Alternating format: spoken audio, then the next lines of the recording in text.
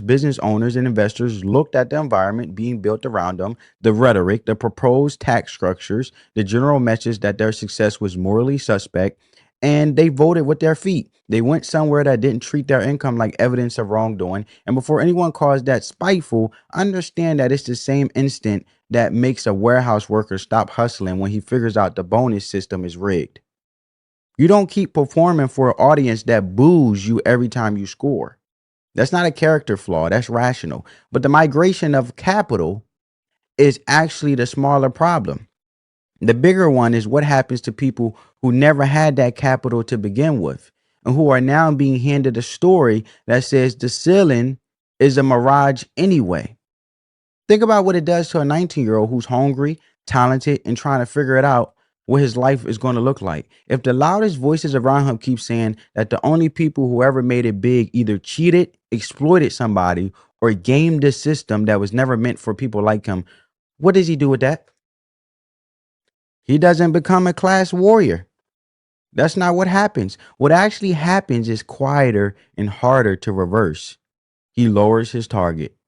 He decides that wanting too much is a trap.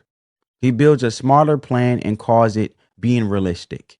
And no politician ever sits down and connects that decision, that quiet giving up, back to the message that made it feel like wisdom.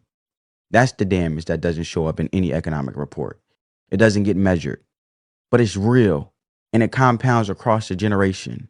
The American dream was never a story that only applied to the people at the absolute top. The reason it worked, the reason it changed how people at every income level approach their own lives, is because it said the ceiling doesn't exist. You might not reach $1 billion, but the belief that you could go further than where you started was the thing that got people off the couch and into the risk. It gave permission to try, and that permission showed up in every small business loan signed at a credit union, every night class attended after a full shift, and every first generation college degree earned by someone whose parents never thought it was possible for people like them.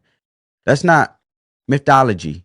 That's documented American history, repeated in every zip code in this country. And when you tell people that the biggest version of success is a myth designed to keep them compliant, you're not attacking billionaires. You're pulling the ladder out from under everyone who hasn't made it yet and was still deciding whether to climb. And when the economics argument started drawing criticism, AOC reached for history. Specifically, she tried to frame the American Revolution as backup for her position, describing